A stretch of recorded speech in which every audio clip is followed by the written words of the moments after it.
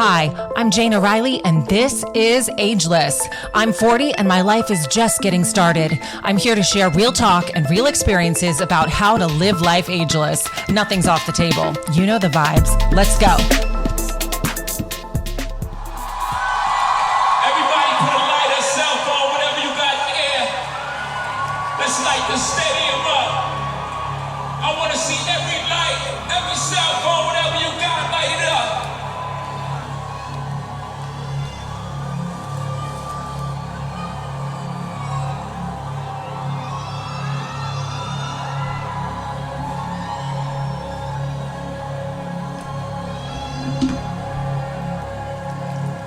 Let's dance in style, let's dance for a while. Heaven can wait, we're only watching the stars. Hoping for the best, but expecting the worst. Are you gonna drop the bomb tonight? I think we're about ready to drop the bomb, actually. Okay, so picture this. I'm sitting in my bed right now, and I have a really special guest today. One that gets to be in the bed with me on a regular basis. I think I've just given it away. Hopefully the only one. Paul Burke, welcome to the show. Thanks, Jana. Happy to finally get convinced to be here. I know, exactly. It's exactly right. So we're just going to start by turning the song down for one, which, by the way, is our favorite song. What song is this, Paul? Young forever. Which ageless. is Ageless, baby, Ageless. I thought it'd be fun to start by bringing in some of our morning rituals, which includes pulling cards. And I have a very special deck. It's the Angel Dream cards that we pull. And I think we should start by pulling you a card. Let's do it. Let's do it. Okay, I've already shuffled, so I'm going to make this easy on you.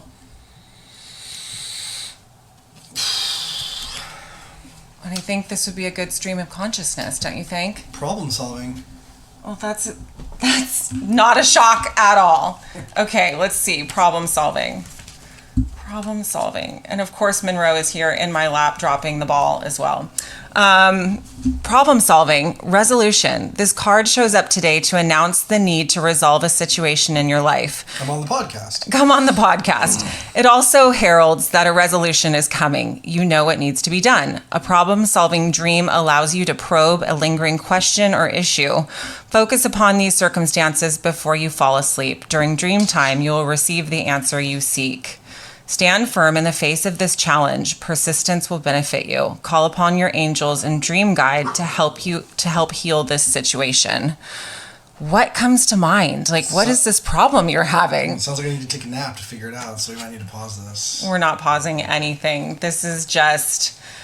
There is really no plan here today. I wanted to introduce you to the beautiful man I've been talking about probably for the last 2 months on this podcast, Mystery Man. This is the Mystery Man, and we'll just start with that. You know, I do want to dive deeper into this problem-solving card thing. I think we just sidestepped that for no reason. Yeah. Well, I think we can talk about that, but I can say I'm happy to be here. It's great to be part of what Jana is so passionate about, and I see lights her up, and to support that is what we really want to be doing. And part of what we talked about too is we're fortunate to wake up at ungodly hours of the night. It's something I've always wanted a partner to wake up crazy hours with me, and we just talk, and we have some of our best conversations, and that's what I'm here to do with you, and hopefully someone else can get something out of it, because I know I always do, and I feel very fortunate, so it's kind of scary to share it, but I'm excited.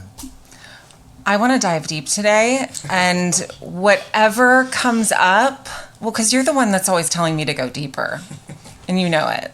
You do sometimes too. Yeah, exactly. Whatever comes up is supposed to come up, and whatever's on the table is supposed to be. So I guess I just want to start. I guess we just need to head back to the problem solving card. Does anything come to you?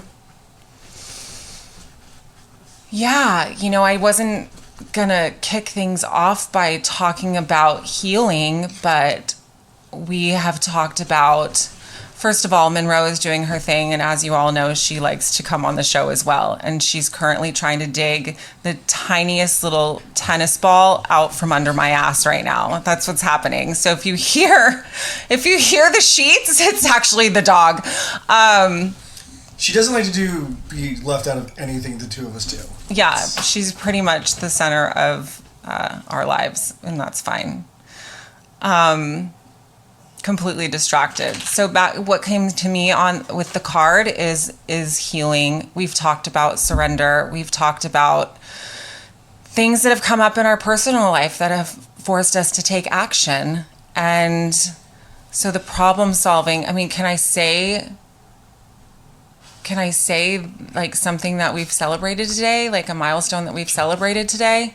Because on the last podcast, well, not the last podcast, the last solo that I did, I shared that I've got some like serious situations that have come up for me that I haven't actually talked about, but that are important to me. And I've decided to be sober again. And that's about the extent of where I went with that. It's not a dry January. It's nothing like that. It's just sobriety and spirituality. And I just want to kick it over to you for a second and just take on that small piece of the pie. I have watched you transform in the last 2 months, and it's been the most beautiful evolution. And I just tell us a little bit more about that. Oh, all right. So diving in. I'm not really sure where to begin other than to say that drinking has never brought me. I can't look back at my life and say, oh, thank God for drinking, because it brought all these amazing things into my life. It's been a problem for me in past relationships. It's been a problem for me with my relationships with my family, with friends. I mean, going back to, alcoholism runs in my family. And so I grew up seeing some things that weren't great, but I've never, other than my sister, who's one of my best friends and I adore and has been a huge inspiration and guide for me, other than my sister, I've never really seen anyone kick it. I've seen people manage it, but I've never really seen anyone heal and grow. And I've tried everything under the sun to control my drinking, and fooled myself. I would do sober January. This one year, I was like, let me see how long I can do this, and I went 9 months. I went to bachelor parties. I did all these things sober, and for me, it was great. A lot of great things happened. I was really miserable on the inside, and there was a lot of things I needed to deal with. So instead of staying sober and dealing with them, I drank, and I used in order to numb those, and I dealt with them in really shitty ways in order to get myself out of them, to deal with them, and other people were hurt in the meantime. And it's hard because I look back and I'm grateful for changes I've made, things I've done, but as far as drinking goes, nothing's good has ever come of it. And this year I really felt hopeless, and my life had truly become unmanageable. And it was shortly after going to some AA meetings, things like that, and hearing other people tell their stories, I realized, hearing other people how they talked about how they lost hope, I realized that's what I did. I completely lost hope. And it's because of you and your experiences in the past that I was open to AA, not for me, of course, but to be supportive of somebody else. But I remained open. And now I can't get enough of it, and I don't think it's the be all end all, but I think if you want to stop drinking, there's absolutely a solution out there. You just have to be willing. You have to be willing to do it. I was talking today about how I thought it was so corny after the Serenity Prayer at the end. They say it works if you work it, and I was like, this is so stupid. And I was like, no, it's actually just really true. It's true. And I'm just filled with gratitude, and for the first time ever, I'm not giving up drinking. I'm gaining a deeper, better, more constant relationship with my higher power. And that's been completely life-altering. From a young age, I've had a connection with something greater than myself, something I never was able to understand, and I've always been fine with not being able to understand. I don't think humans can understand it. But I've always had that belief that there's something much more powerful at work and something that connects all of us. And I feel it now more than I ever have, and it's not fleeting now. It's honestly constant, and it's much more guiding in my life, which I've said more things in the last 2 months than I thought I would never ever say. And instead of feeling like I've always taken pride in being original and witty and my own person and different. So the idea of saying the same things as a bunch of other people was really terrifying to me. And but I've actually found myself more in this fellowship and in this group to be who I truly am, even autonomously, than I ever have before. So it was certainly solved some problems for me, and there's still problems that need to be solved, but I can go into that. But It solves so many problems, and it solves so many problems for us. And can I toss one more thing in? you may. I'm not sure it actually solved the problems. It allowed us to fix problems. It stopped creating problems. It stopped creating problems. That's where you just nailed it on the head. Because Oh. when we met, we were not sober. We weren't sober. It's the only thing I hesitate saying. It never brought me anything good, because had you not stopped being sober, had I never committed to being sober before now, we never would have met. Or maybe we would have, who knows? Well, but it was just by chance in such a whack way. I mean, I've told our story a couple times on this podcast. I'm sure everyone's sick of hearing it. And it's a wild story. It's a wild story, but I feel like it was divine intervention. We were supposed to meet, and that was maybe the only way we could have met. I agree. And so for that reason, I've said this a couple times, I'm grateful for my alcoholism. I'm grateful for the things I've been through. I feel a lot of responsibility and for the pain I've caused along the way. I wish I could take that back, but I'm grateful that the problems it caused forced me to deal with things that I would have otherwise neglected, to make changes I would have otherwise neglected, not just now, but in the past as well. And there's a lot of the times my problems, the way I identify what the problem is, my solution isn't best, or what I think needs to be changed isn't best. Just like I thought, when I was unhappy during that 9-month stint, I thought, oh, well, I'm not happy because I'm not drinking. No, it was a lot of other factors in my life. It was, relationship with someone who was great and I can't say anything bad about whatsoever, but it just wasn't right for either of us. And it was my work, which I worked really hard for, and I thought I finally had everything I ever wanted. I've been craving outside validation my entire life, and I finally had it. I had it from my family, I had it from my friends, I had it from colleagues, I had it from people I never met before. I was winning awards. was reaping the rewards as well, and I never felt more empty. So I filled up that emptiness with alcohol and drugs, and all that did was take away all the things I was getting the outside validation for, and some of them needed to go away. That's where I can say I'm grateful. They needed to go away. And I wasn't strong enough or brave enough or clear enough to do that and do it in a responsible way. And that's where I feel my guilt is really heavy around those things, where I need to make amends for things because the way in which I think things ultimately worked out better for everyone, I trust that and I believe that. I did them in very, very irresponsible ways. I think that is so eloquently put. And I know the rooms that we're in, we talk about God-sized holes. And like the story that you just told, that's the first thing that came to mind is you had the cash and prizes.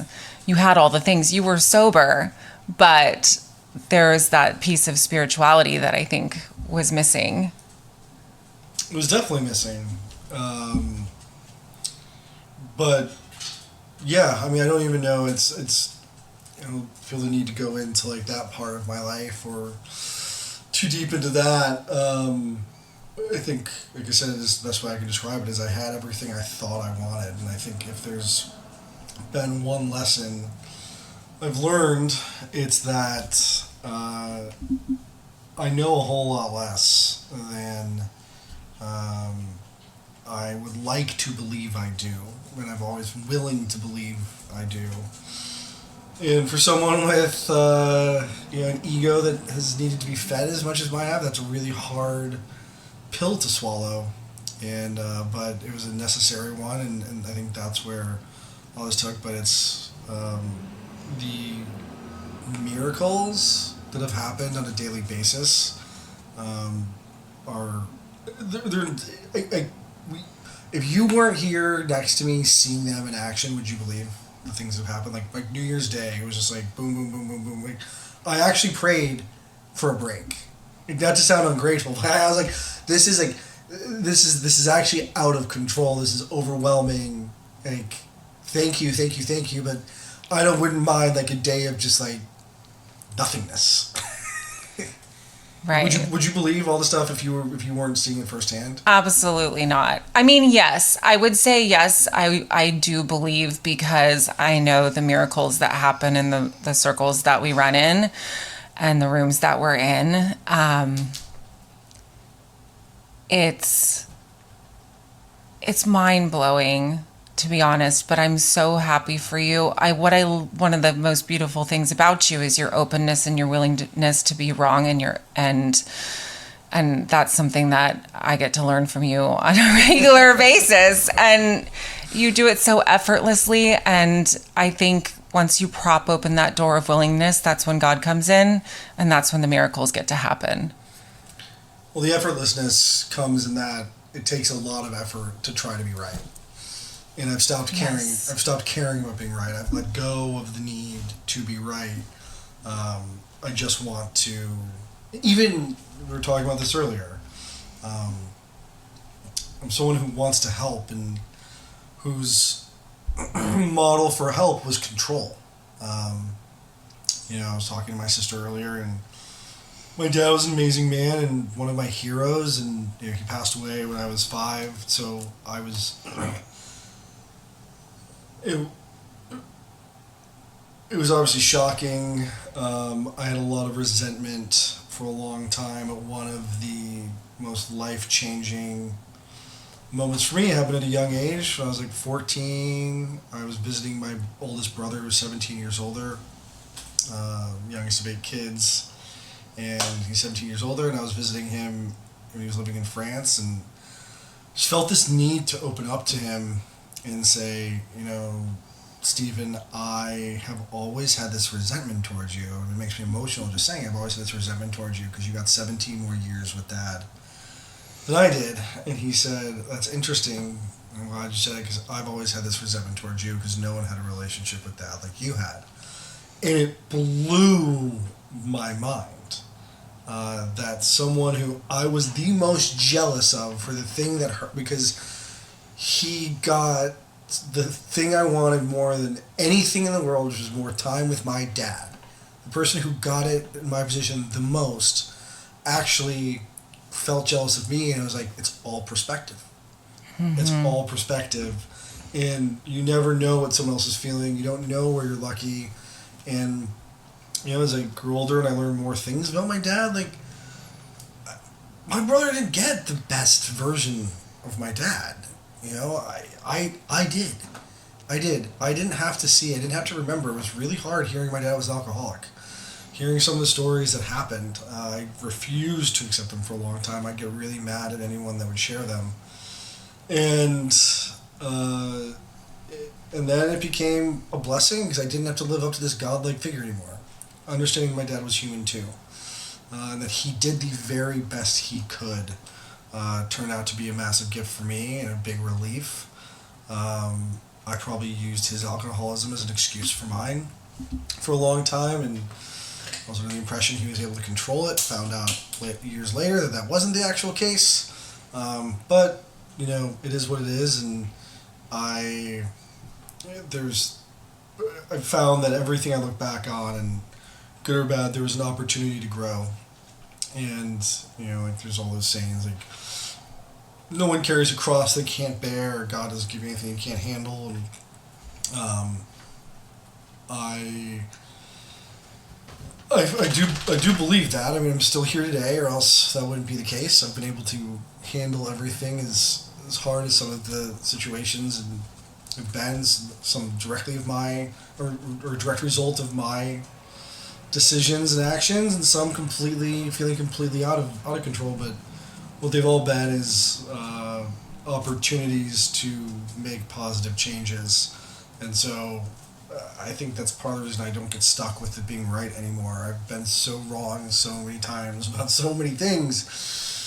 Chances are I could be wrong, and it doesn't really matter if anyone else believes what I believe or not. I love learning from other people. I love hearing other people's stories. It's one of my favorite things to do. I love growing, and yeah. I think you nailed it on the head when you said you were... Twice now, by the way. I don't know if you're keeping track, but I am. Okay, so you're keeping track. That's great. When you said you're supposed to be here, you're supposed to be here. You were supposed to go through what you went through. Other people can learn from you, and without giving away the farm, you're working on something so powerful and so beautiful right now, and I feel like it's your life's purpose. So I want to definitely have you back on the podcast when you can talk about it more. Should we tease it? Tease away. My life's purpose is I've really realized, and I went to treatment 4 years ago. I just got out 4 years ago, and when I was there, I woke up at 4 o'clock in the morning and had this idea for a TV show. And long story short, the motivation behind it was to destigmatize rehab, because I was like, holy shit, if everyone went to rehab every year, if everyone spent a month in rehab just working on themselves, working on their issues, working on healing the pain of the past, things that they've buried down, things they don't realize, like getting to know themselves better, this world would be a better place. And the people I met there were some of the best people I've ever met in my life. Because I want to go in there judging, like, I'm so much better, I shouldn't be here, whatever the case may be. And so ultimately, because of like I innately want to help people and make the world better. And I thought, if I can do something that'll help destigmatize, at that point it was like rehab, and sort of it's grown a little larger. Just getting help in general. I used to think getting help was weak, and I think that's historically been how it's looked at. Because if you admit to needing help, that means you're weak. That means that you actually need something. Help with something. You have problems. I grew up in my family. We were brought up to there. From the Christmas card to what we were allowed to say to other people, everything is perfect. You keep things on the inside, and even on the inside, we don't talk about them. There's nothing to be talked about, and that's not healthy for anybody. And so and I know a lot of people are like that. Certain cultures are more like that than other. I talked to someone today who is, hopefully getting involved in what I'm working on now, and when he said, I asked him why he wants to work at my new company. He shared something really personal, and how he's had to get out of a situation because other people need help that they weren't willing to admit to, and there's just such a stigma around seeing even just a therapist. He had to leave the country he's living in. So it's necessary. Only good can come of it. I think the world's definitely improved. COVID is one, I think, good thing that came from COVID. People talk about like the mental wellness, mental health a whole lot more. You watch the NBA or NFL, like they're sponsoring. They have like NFL Cares, NBA Cares, like every commercial, or every half they sponsor their own commercial about it and provide resources, and so I'll leave it there, and there'll be more to share in the future. But I definitely think it's my life's mission is to destigmatize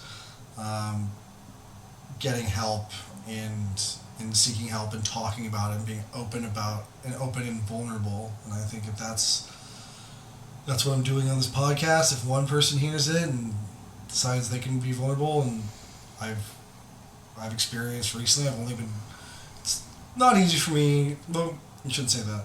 I've never been willing or able before to get on something and record myself saying I'm an alcoholic and I was doing drugs and I went to rehab.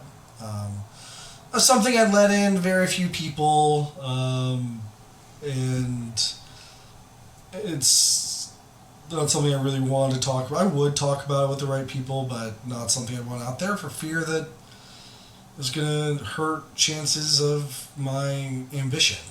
And that's what I found is the more open, honest, and real I am. I don't need to tell everyone all the shitty things I've done. That's not the point. But I think what I'm attracting now are the people who are honest, actually the people I want to be around, the people I do want to work with. And it's been pretty magical to see that. So it's a big step for me right now, but it's one I'm excited to do and to keep doing more of. I love all of that. I've learned from other people. As much as me?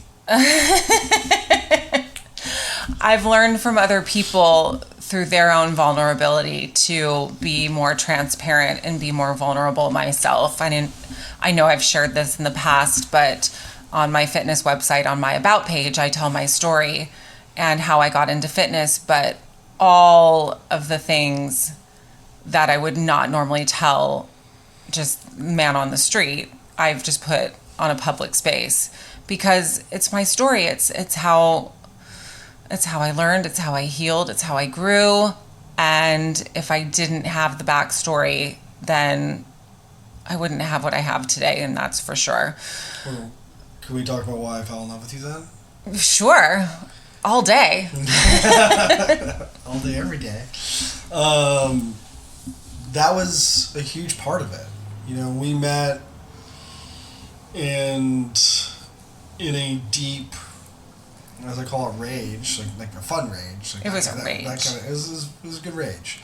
And, but we ended up talking on your balcony for like 10 straight hours. It was 9 hours. Okay. See, here it comes.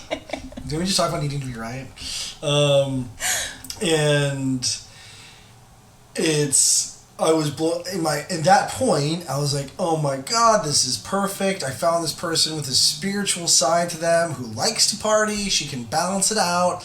And this is exactly what I've been looking for. This is what I've been manifesting.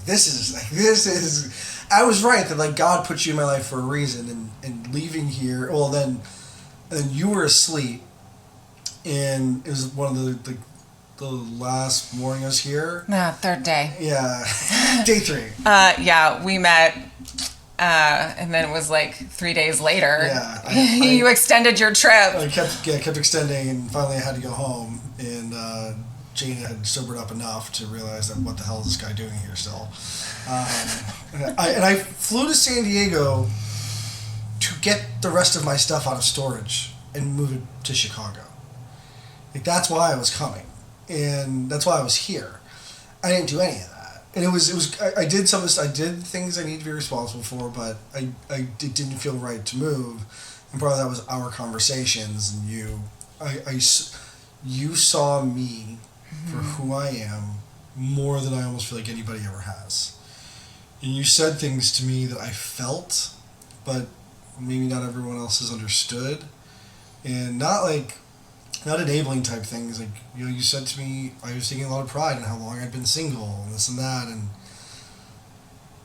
you and I had no thought we'd be in a relationship. Like, we were just genuinely getting to know each other. And I joke with other people, like, and I hope it's not offensive. I was like, it's a one night stand. It's like, it was supposed to be a one night stand. It's gone on like several months, and I moved across the country for it. Yes. So, and you said to me, like, you said things to me like that I knew deep inside, but I knew and I could feel, but I couldn't explain, and I needed other people to understand it, because people had opinions about where I should be, what I should be doing, if I should be single, and they placed a lot of the reasons for some of the things I was going through on stuff like that, and but in reality, like, I really wanted a partner. It's not that I couldn't do it alone or I wouldn't do it alone, but I want a partner. I'm someone, like, I like to share things, and I was proud of myself, and it was a necessary thing. I don't think we could have met had I not been single for the long period of time I was, almost 2 years. Mm-hmm. And I didn't want to live in Chicago, but it was this least scary place for me, and I was back there for 3 months, and that was really good, but I thought we were going to talk about how you fell in love with me. I was about to stop myself. I was like, here I go talking about myself again. God, I love being on a podcast. This is great. Isn't it great? So let's bring him back. But my point is, you saw me for who I really am and what I really need, and that was, and you honored it by saying it out loud. It wasn't like you're going to give any of it to me. There was nothing attached. Like, it was just like, that was part of the beauty of it. It was raw. It was open, and it just was what it was. And then, like, we didn't owe each other anything. Nobody. Yeah, it was so genuine, and I just remember listening to you and looking at you, and I was like, you need a partner. Like, that's what I think you're truly longing for. You said you want it. You said you really want a partner. Because that's what it was. It wasn't it was like, you knew what I truly wanted. Yeah. It wasn't like, you need this. It was like, you want a partner. Like, I was just listening to you, and everything you said was like about how much you love other people, how much you love being around people, like things you miss and what you want. But I would never say it out loud, because like, I had like banished that from allowing myself to want it, and having someone else recognize it made it possible for me to recognize in myself again. And so, more importantly, it was the work you talked doing Course of Miracles every morning. Mm-hmm. That one, just for my own personal reasons, I'll try to tamper down the talking about myself here. No, that's why you're here. We want to hear about you. But that book holds a special place in my heart, and was like one of those signs, and I was like, oh boy, who is this person? Like, this there's something here. And then it's when I read my about page on the website, and it was, you weren't awake, I went in your kitchen to get water or something, I saw your business card, I grabbed it, I went on the website, I was just snooping, essentially. I was like, where am I? And I was just snooping, and I started crying.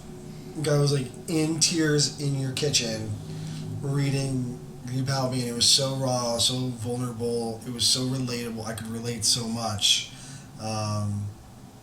that, yeah, I just like that, it's the spiritual side of you, it's that I absolutely fell in love with. It helps how gorgeous you are, and funny, at least when you tug on your ear. But, inside joke. Thank you for what you said about the website, because that about page was the first time I ever told the truth. In reality, I wasn't acting. I I wasn't playing a role. I was just being me for the first time. And so it was kind of like this reintroduction and reemergence of me after getting out of treatment myself. It was back in 2016. I was coming off of another, I don't even want to say bender because it was like years of one consistent bender. But this one in particular, everybody in my household had gone to sleep and I pulled out the blow and tequila, I think, and just, I had work the next day. I didn't give a fuck. And I just went for it. And I put myself into a drug-induced psychosis. And I thought the FBI was coming to my home to take away two of my close friends who didn't even live there. So I'm not sure how that worked out, but that's where I was. And I don't really remember anything. And the next morning, you know, the guy that I was with at the time, he didn't want to have anything to do with me anymore. Like, I was about to lose my job, lose my home, lose my relationship, all in the same moment. And I just had to make a choice. You know, I think, is it time to go to rehab or is it time to take a nap? And I made the rehab choice. So I went to rehab, and I echo everything you said about everyone should get away for a month, like a 30-day stint, and just heal themselves. It was for the first time I felt safe. I felt safe to just be me. I felt safe to go deep. I didn't have the threat of the ex.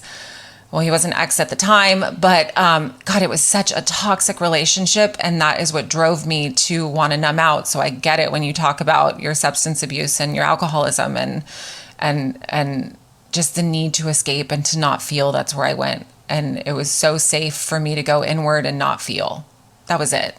But that's not a way to live. You know, how am I gonna propel my life forward when I'm hiding, you know? Well, I think one of the things too we talked about,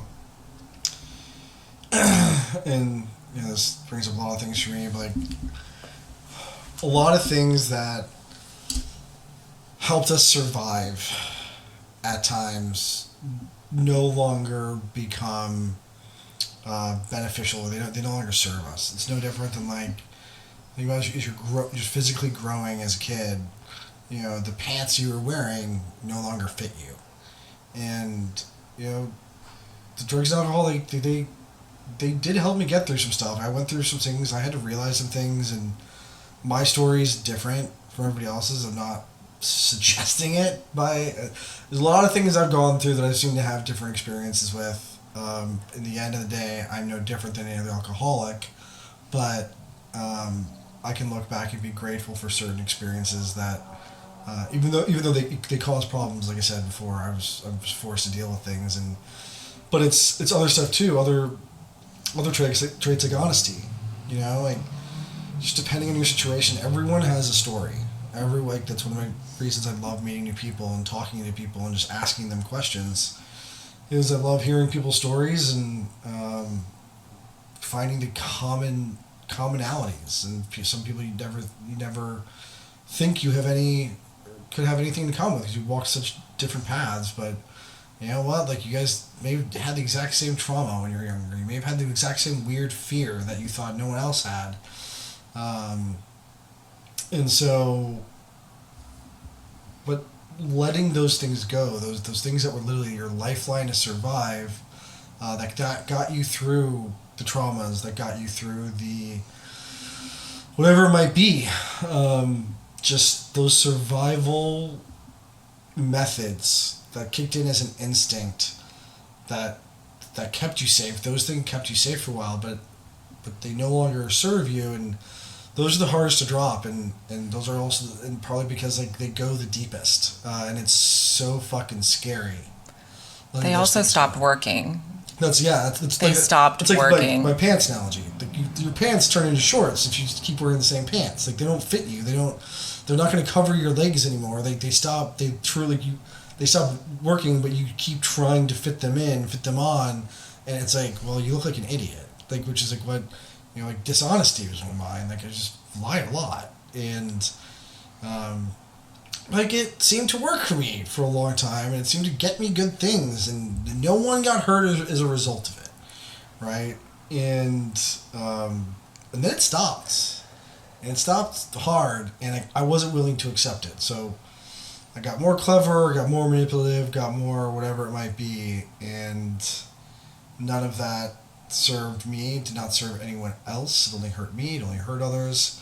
But I didn't have the tools or the resources or even some of the support at times to deal with that. And then the fear of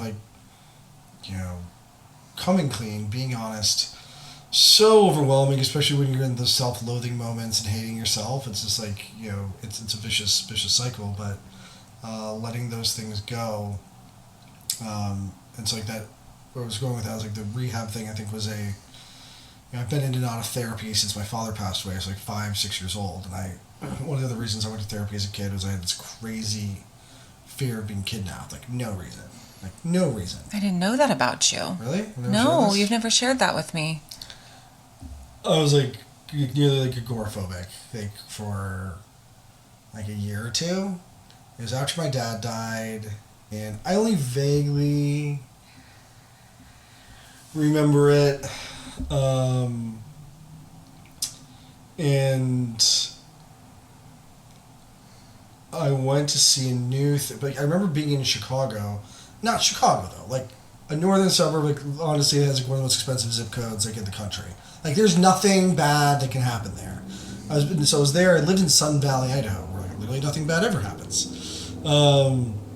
It's like the safest places on earth, and I was terrified. I didn't want to leave the house. Didn't want to leave home.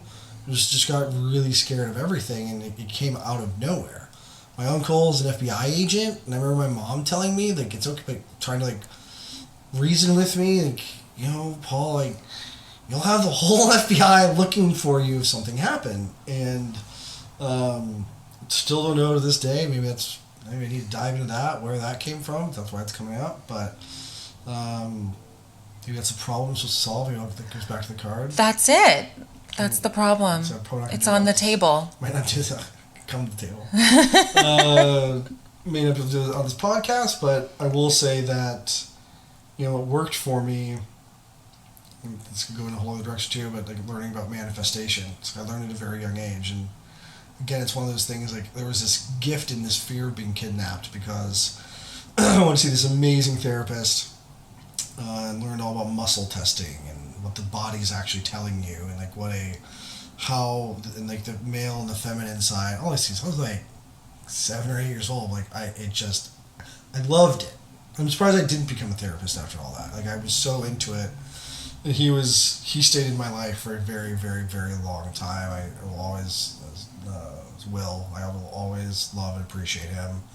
And I finally, he explained to me, he said, Paul, like thoughts and words and feelings are energy.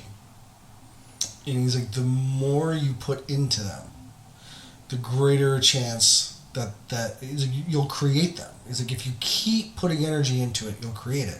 And that was like well before. This was years before, 20-some years before like The Secret came out and shit like that, where it became commercialized. But like what he said just resonated, and like he scared me straight. I was like, holy shit! So like this fear is gonna like create itself, and he scared me so much that it was gonna be my fault that I was gonna be kidnapped. I stopped. And honestly, it cured me. Like I'm bastardizing the story a bit, but I can still remember that moment that he told me that when I was like 6 or 7 years old, and and I was like, oh wow, and it was my first introduction to manifesting and things like that, and healing. Sounds like your first introduction to healing. Yeah, I'm not sure what it was healed or not. I think that's part of what I was saying too. Is like there's still stuff. When I was in rehab, I did heal a lot. I'd uncovered, like, again, I'd been in therapy most of my life, so like. But a lot of therapy isn't necessarily the healing of things.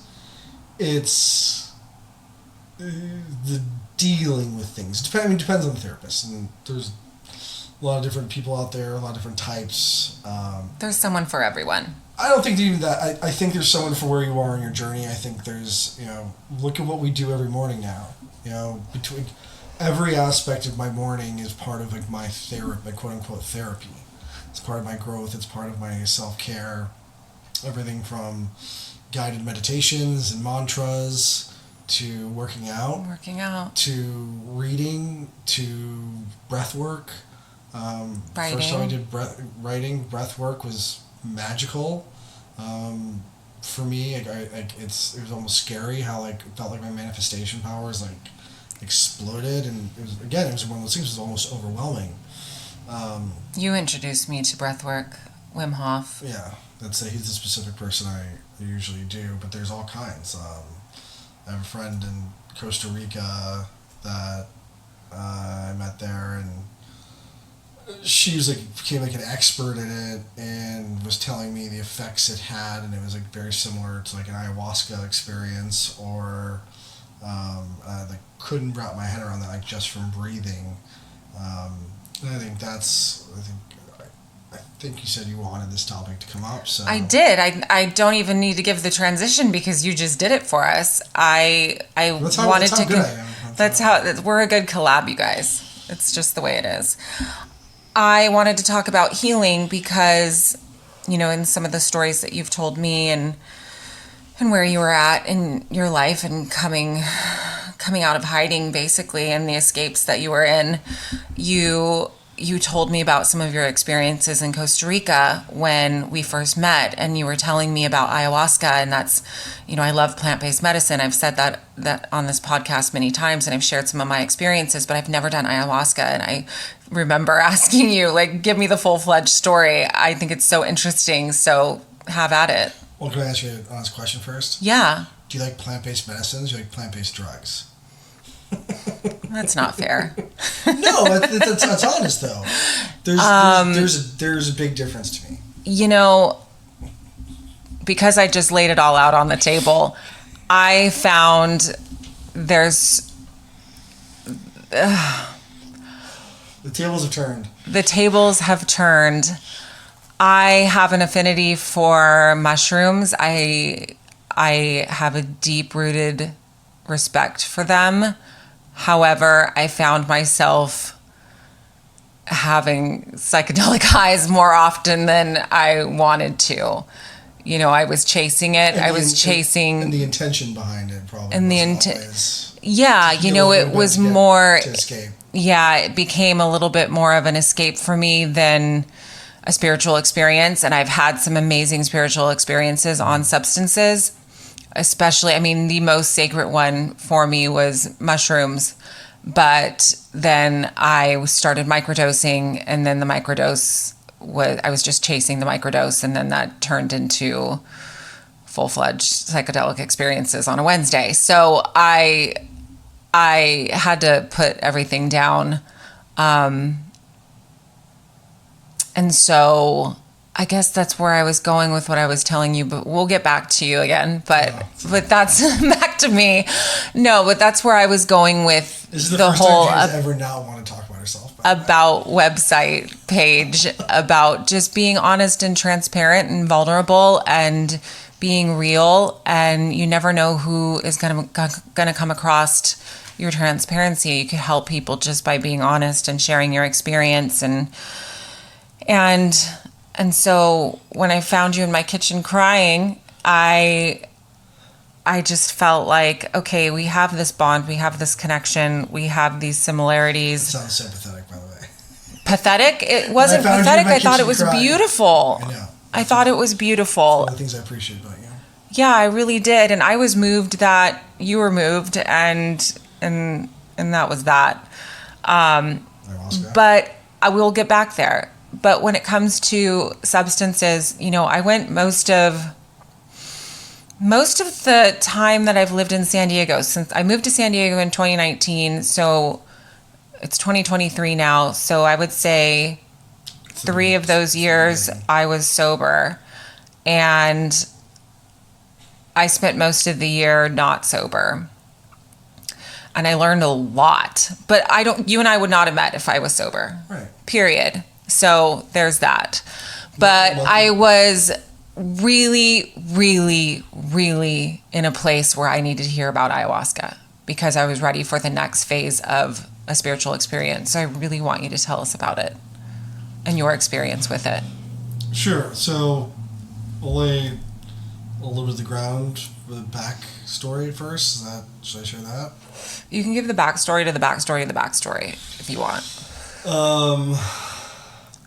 I had my sister, who I already talked about, who's super, super special to me. I mean, she's been like one of my best friends, and she's 10 years older, but I looked up to her at different times, different ways, and we found ourselves on these, even though we live completely different lives, these parallel spiritual and personal growth trajectories. She got sober, it's like 6 or 7 years ago now. Like, she just had her like, Christmas is like her anniversary. So congrats, KK. And you know, she'd been encouraging me. She's the one who encouraged me to go to rehab. But you know, even coming out of that, I was honest about my use, at least from my perception of honesty at the time, at least, and my recollection of it. Qualify it, and it was around the time she was, you know, I was being encouraged to be single. I had a big problem being alone. Got into a relationship, and I actually stayed sober pretty fair amount of that relationship. Not for good reasons. The person I was with was very controlling, but at least that was some good that came out of it. But things really hit a rock bottom for me. I attempted suicide. It was nearly successful. I had to be resuscitated, and it wasn't planned. It was very spur of the moment. This is another thing I'll say I would not suggest for anyone. I felt very reborn afterwards. It was weird. I felt really good when I was released from the hospital 3 days later. I mean, I felt shame, felt confused. I felt a lot of things. I had to do my final board meeting for my company in the hospital and try to make that work, and was trying to get a hold of my phone, and that part of it was a nightmare. But that wasn't even my wake up call or any sort of rock bottom. I actually did come out of that feeling really good, and actually like it released a lot, and it was a lot of blood, and but there's a deeper release there. And when that relationship ended, it was really traumatic for me. Really, really, really traumatic. And it was a mess. At one point I felt pretty paralyzed, and I just needed some help. And my sister had gone. She had been talking. This is a crazy story. Just sort of shows our connection and our. I used to record 60 Minutes every Sunday on my DVR. I wouldn't watch it. Most time I wouldn't watch it, but it made me feel smarter having that mixed into like all the Bravo shows, all the Real Housewives, Below Decks, and so I was like, if someone goes through here, like, oh, well, at least he watches 60 Minutes. No, that was just there for show. And one day I just sort of was like, didn't feel like watching anything else I had on there. I was like, oh, I'll watch the 60 Minutes. It was all about psilocybin, and it was mind blowing. And my sister and I were talking almost every day at that point, and I was like, oh my god, I watched this, and maybe we didn't even talk about it then, but a couple months later, it was like the second time I watched it in months, they did a follow-up on it. And one of the things was like this guy he was drinking like a couple liters of vodka a day. He did psilocybin, went as part of this study, and been sober for like a couple of years at that point or something. And I was like, oh my god, that's my answer. There's my silver bullet. Because I did want to stop drinking. Or I wanted to be able to control my drinking. And I wanted the alcoholism to be cured, I guess I should say. And I was like, oh my gosh, this is so cool, but cocaine was a drug of my choice, and it liked the control I felt, made me not be out of control on alcohol, and I had never done a hallucinogen in my life because they scared me because of being so out of control. The stories I hear, I was like, nope, no thanks, not for me. And so anyway, we're talking, and this second one, I think I brought up with her then, and she's like, oh my God, I was going to bring it up with you. I never watched 60. She said that she's basically had the same story. She never watched 60 Minutes, and like both times, just by chance, it came on for her. So she studied psilocybin. She's a little researcher.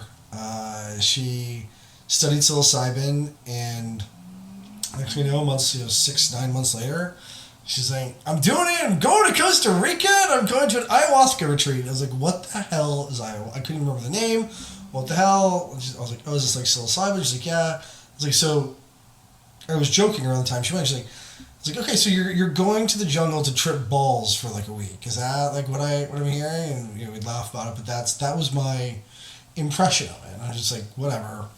But I was curious, and she'd already been sober for a while, and it never dawned on me that like that could consider being like messing with her sobriety just because of like where she was. I felt like I trusted her judgment so imperatively. I still do, and it's like, okay, like that part of the conversation I don't believe ever came up, and I mean, it was really looked at as like medicine, right, and but like spiritual medicine. And this change I saw in her blew me away, and I was like, I want what she has, and I want that. It was the next phase of the spirituality, and she went deep. And anyway, I had all this trauma happen, and she ended up being like, look, drive out. She lived in Colorado. She's like, drive out here. So I did, and I got there, and she's like, you're going to Costa Rica in 4 days. And I kind of started crying because I was like, I felt so scared. I'd been really proud of how I've been living my life in the relationship. I'd like just really worked to always come from a place of love, not fear. I thought I could like love someone better and fix their issues, but like it was almost like the better I was, the more scared and insecure they became. It was a bad situation, and like I said, very traumatic. And I didn't really have a choice. And she's like, well, you can't really stay here much longer in these days, whatever shit going on. And I was like, well, why did I just drive 2 days out here? You know, I feel bad for myself. I was like, whatever, I'm sort of an up for anything person. And I was like, all right, fuck up and do it. So I went and didn't read anything about it. I went with a completely open mind, and they talked about, you know, it was an amazing place. It was in the middle of the jungle in Costa Rica, and the place is magical, and the main lady, who's one of the two founders of it, is just an angel. One of this like small lady, very like, you know, but like God powerful. I mean, just unbelievably powerful. And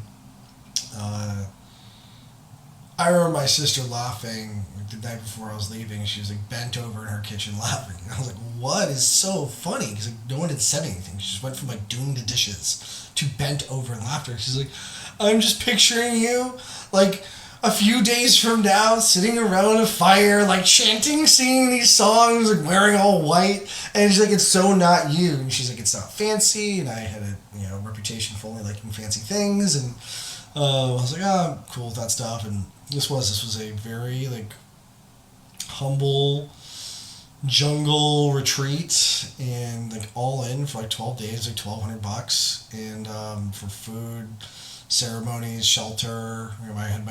I did insist on having my own cabin. I'm not surprised by that. Yeah, and so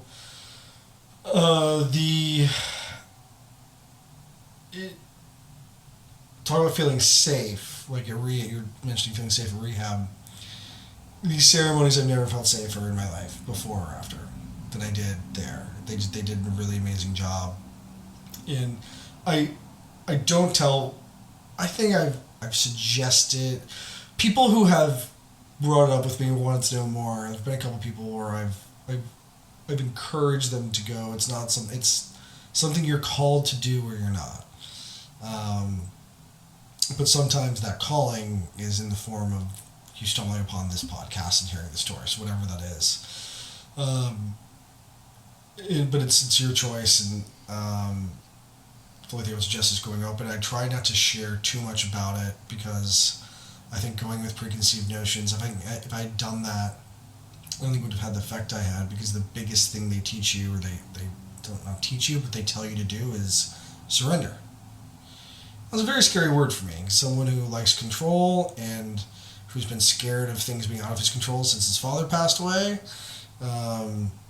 Things can be taken from you, and your life can be altered, and it's surrendering is the opposite.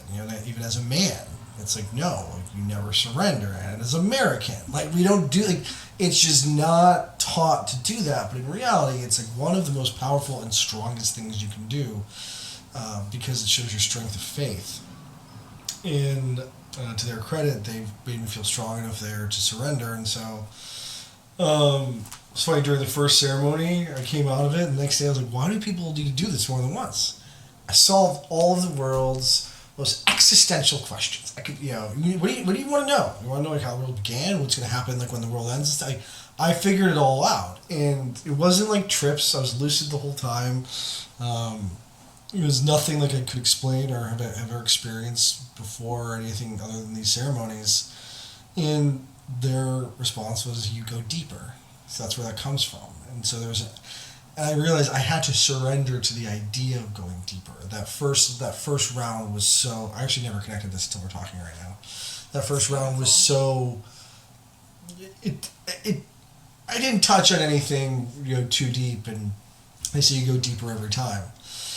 And there were people there dealing with, who were like, oh, I've done this all these times, I'm here to heal ancestral traumas. And I was like, Jesus, I haven't had shit in my own life. I can't think about my ancestors, but I can now. And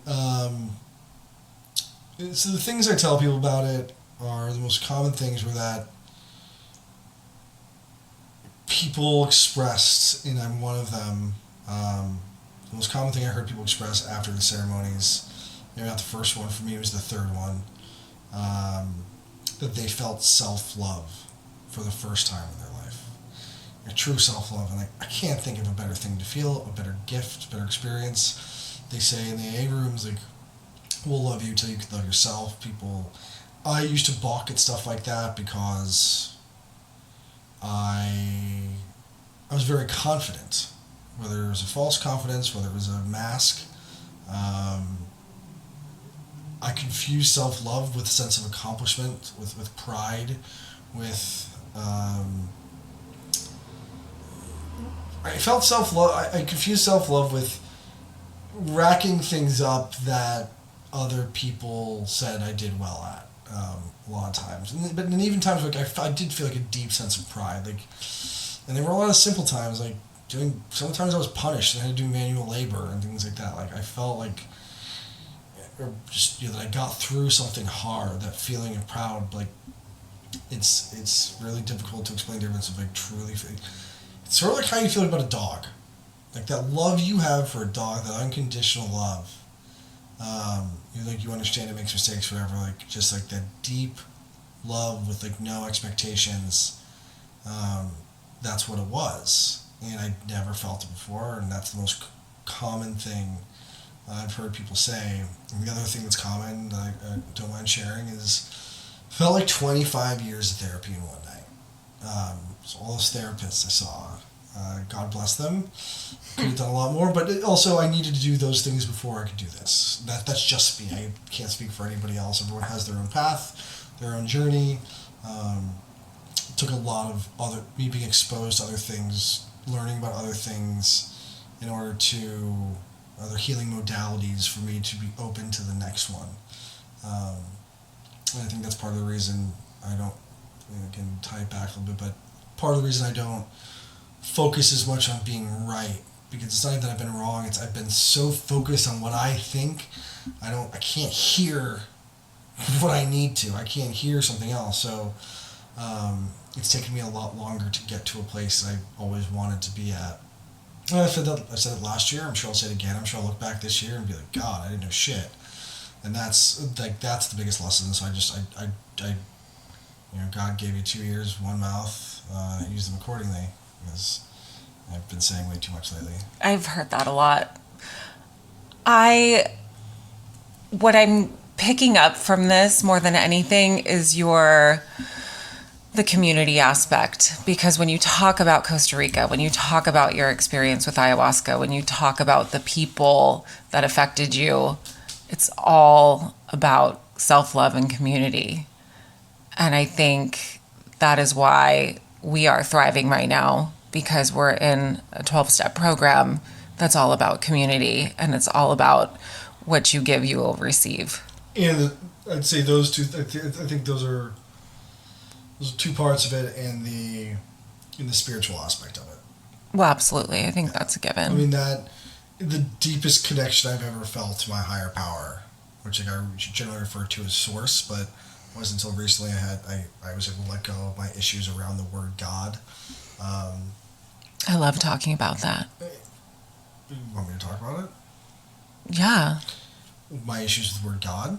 Yeah, I think it's such a huge topic. I mean, I dealt with it my entire life. I mean, I talk about God on this podcast all the time, and I have no problem with it. Whereas in the past, I mean, I wouldn't utter the words. Well, I found myself not even being able to listen to some of the things you would read me.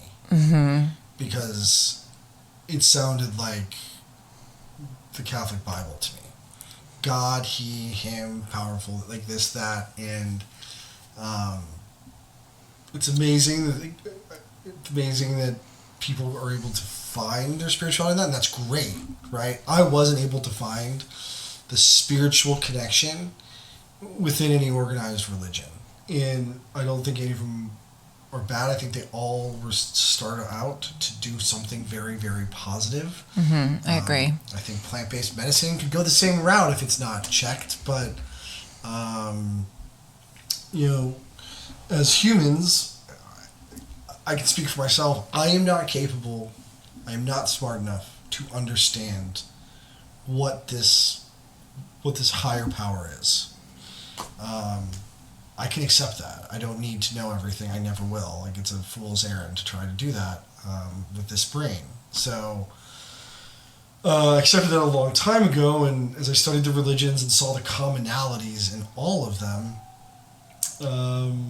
it just all became very clear. It's like all these there's all these religions that are so different and warring and hate each other and this and that. Yeah, like, they're so common. The basic tenets to to be of service, to love thy neighbor, they're all based in love.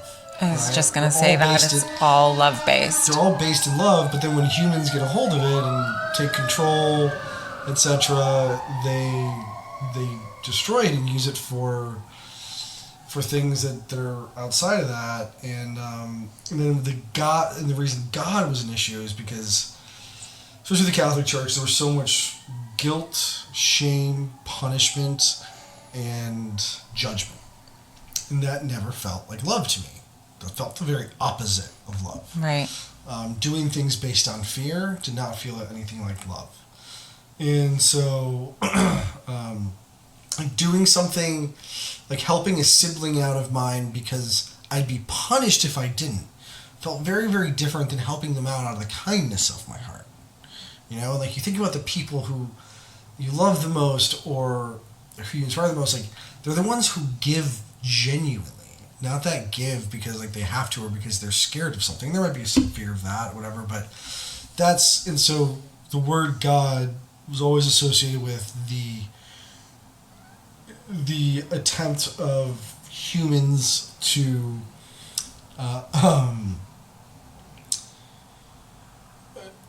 humanize something that they can't understand and something that's not human. Humans are a part of this larger thing, as is Pachamama, as our animal. Like, it's life, it's all part of it. Humans are just a piece, but, like, we try to put ourselves at the center of it. We try to understand it that way, which makes sense. Like, I have all the compassion and understanding of why that is. It just didn't work for me. And so I've been able to let that go and refer to God on this podcast. I sometimes write about God, but this came up because I was saying, like, that connection to what I started calling it source. In Costa Rica, that's what really resonated with me. And those the deepest connection I've ever felt. And I don't think I could say almost certainty I wouldn't be sober today had I not gone through that experience then. I want you to listen to something that I read this morning because it just made me think of that, what you just said. I'll just paraphrase it. God's guidance doesn't come as a blueprint that my rational mind can follow, but rather as spiritual illumination, creating psychological breakthroughs that my mortal self could never achieve. As I rise to my higher self, I begin to reach others at higher levels as well. Whatever is needed, love will provide. I feel like that's just what you just said. Sounds right. That's what you just said. Well, I've said a lot that one of the things I've realized is, I wrote, one of my other majorly spiritual experiences was, I woke up that one morning and I felt like I had to write. And I've always liked writing, but I hadn't written in like a decade. He's a great writer. I hadn't written. My brother is an excellent writer. He's really good. I can't hold to him, and that's okay. I was inspired by him to write, and I learned just by reading his stuff. But what was I saying? So, but thank you. I appreciate that. Yeah, of course. So I woke up this one morning and I channeled this thing, and long story short, I wrote for like 7 hours and wrote all this stuff, and I truly felt like I was channeling. I didn't think that stuff was real. You don't think it's real until you experience it, and it was really, everything comes down to love and fear. It's not love and evil; it's love and fear. Evil is like this component of fear, and actually like a tool fear uses, and it was amazing, and I think that really changed my life, it's part of what's changed my life. And again, these are all like stops on the journey, which I'm excited to be on, and I think we'll go the rest of my life. There's never an end to it, as much as sometimes we want there to be. It's ever evolving. You can't outgrow it. Right. I mean, how many times have you and I talked about how, like, more healing? Like when we uncover something else. Like, I thought that was done. It's like, gotta go deeper sometimes. And they do go, a lot of things do go away. But anyway,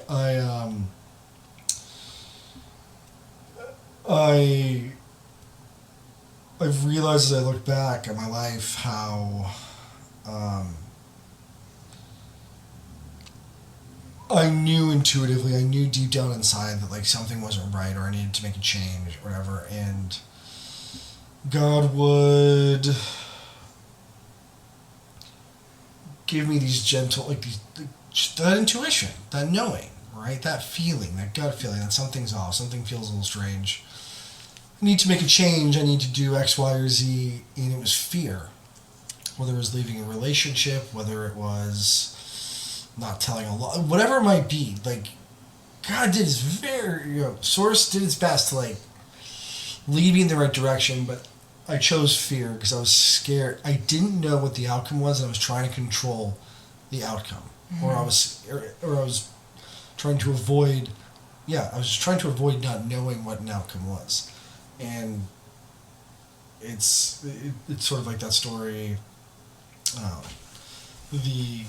there's like that big flood, and like the guy's on top of his house, and like a rowboat goes by, and he's like, guys are in the rowboat, he's like, hey man, like get in the rowboat, like the water's rising, and he's like, it's okay, God will save me, I'm God, like I'm a God-loving, fearing human, and I pray all the time, I'm praying that God will save me. Goes away. Like something else comes by, anyway, happens like 2 or 3 times, anyway, guy dies. He goes up to heaven, he sees God, he's like, the heck? Like, I prayed, like, he lists all the things I did, like, why didn't you save me? God's like, I sent you a rowboat, I sent you a rope, he's like, I did all these things, and it's like, it's this idea that, we have an idea of what it's supposed to look like, and that's that ego thing getting involved. It's also just like, it's the fear, like, that's not true faith. In a way, you know what I mean? Like the truth faith is like knowing that you don't know what it's going to look like, but trusting it and then listening and listening to the things that even sound scary. The things that I always said, like, so like, do the thing that scares you the most, because it's usually the right thing. And like, it's scary right now, and that's good. Like, that means it's a good time to do it, because ultimately you might be forced to do it, and like, when you're forced to do it, it's gonna be a little bit more painful. Like, us getting sober took a painful experience for us to get there.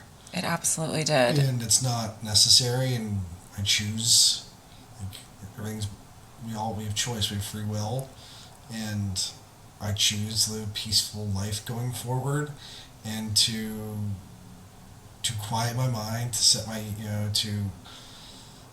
recognize when it's my ego, recognize what my motives are, and listen and trust source, trust my higher power, whatever you want to call it, so that I don't have to face the consequences of not listening and not taking action and letting fear drive me.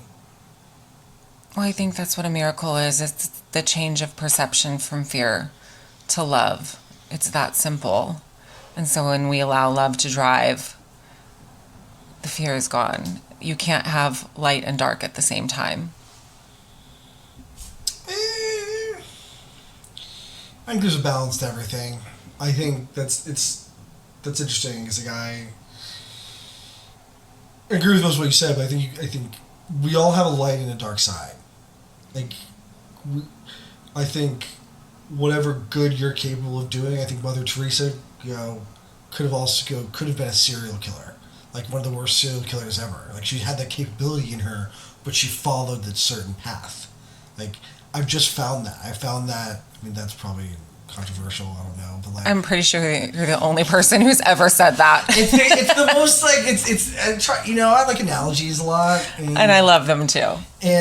But it's my point is, whatever good someone's capable of, if the people you think that are like the most, who've done the most good, at least in my mind, how I think about it, they're capable of the most bad, because I've seen it. Mm-hmm. I've seen it. I've even seen a lot of people who do a lot of good, and you may not see their bad side, and things come out, and it's like, whoa. Wrapping my head around, there's a childhood sort of hero and well-known person who's a family friend as well, and I only ever experienced him as a fucking incredible man who was loving and who did really good things for some of my siblings, and who's been accused, and it's pretty clear has done some really, really terrible things. And it was just a total mindfuck, because I was like, how is it possible that this person's capable of this? And it's like, how could he be this amazing and this, for lack of a better term, like, evil? Like, how do those two things exist? And it's not a justification, but I can actually see how some of the bad stuff came about. I think it was stuff that wasn't healed from his past. Like, he was capable of being both, and like, it can scare people that there can be two people inside, but some of the other people I'm closest to have issues admitting to their dark side. And I think that the more you try to, for me, the more I've tried to pretend it's not there, the more it finds its way out. It's like the greatest, another saying, like, the greatest trick the devil ever played was making you believe he doesn't exist. One of the things I saw over and over again didn't make any sense to me, but it's not left me, and or I haven't been able to forget it, and it's led me well, was I saw yin yang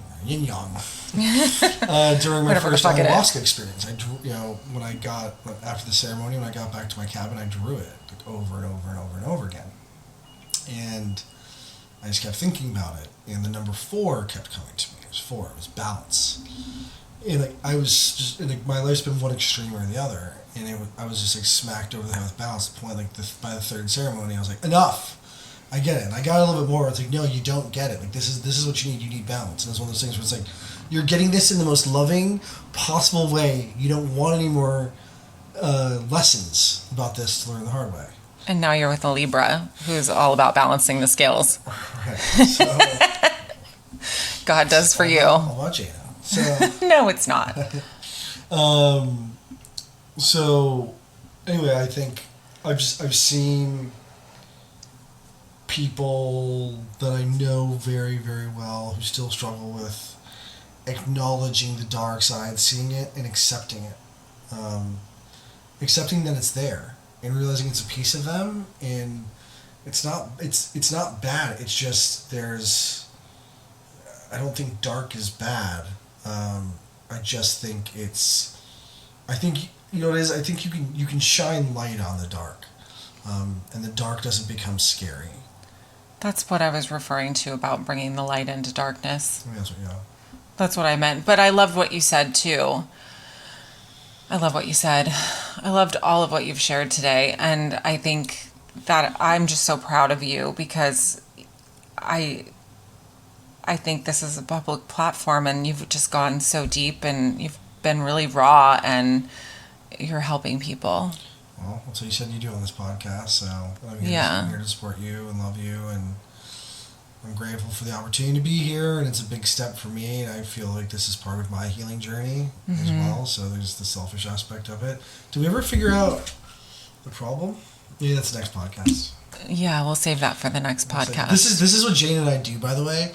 We will start on something, and in 3 hours it'll be like, how did this conversation start? And it's my favorite thing. We do our mornings and our middle of the night conversations and kitchen dance parties and you eating cookies in the middle of the night. Mostly peanut butter. On cookies.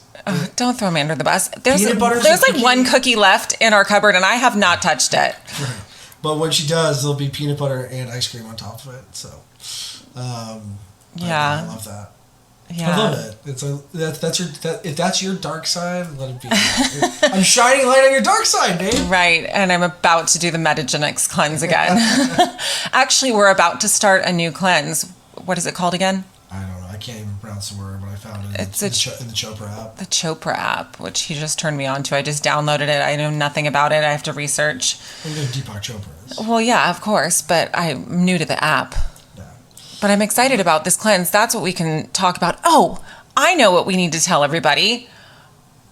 On the last solo that I did, when I talked about what we were going to do for Christmas, I said that we were going to the movie Babylon and that I would give our thoughts on it. But I didn't know you were going to be a guest on the podcast, so we can do it together. So let's tell everybody what we thought of Babylon.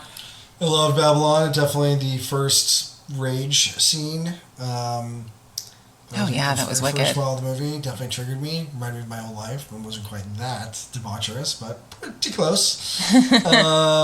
And triggered me a little bit, but it was awesome. I thought it was unbelievably well done. Don't think anyone other than Brad Pitt could have played that part. Oh, he was phenomenal. He reminded me of Leonardo DiCaprio when he was in The Great Gatsby, and that was the last real movie that I've really loved. I think it's almost time to end the show because I can't get words out. No, I thought Babylon was really good, and I recommend everybody see it, but I didn't know that it was over 3 hours long. How many times did we pee? I peed a lot of times. We treated ourselves as the holidays. Treated ourselves that mega soda. Oh my god! I'm still a little grumpy about the half caramel corn, half buttered popcorn. That really ruined things for me. Yeah, he wanted butter popcorn, but caramel was available, and I wanted both. And so that's a good boyfriend. I obviously agree. He compromised on that one for me. Always. Yeah. And there's that. But Babylon was amazing. I would definitely see it. It was. I will say, even though it was long, it did not feel long at all. No, it didn't. It kept me engaged the entire time. And I just thought the set was cool. It was so cool to go back in time and realize what it was really like to direct and shoot a movie. Right. It was wild. It was a really cool movie. There's one point I was like, wow, I can tell this is long, but it doesn't feel long, if that makes sense. Yeah, it makes all the sense. Well, hopefully we wrapped it up on a lighter note. I know, right? There was one more thing, but I've already lost it. So I think we're just going to sign off. Thank you for tuning in. And thank you for, if you're any chance anybody's still listening to my crazy story, and love all you guys that support Jana. Thank you. One more thing. If you want to follow Paul on Instagram, what's your handle? I don't have one. Okay, so you can't find Paul. You just got to listen to this podcast. He'll be on again. Thank you for tuning in. Thank you for joining me for another episode of Ageless. Don't forget to rate and subscribe. Tune in next week for a new episode.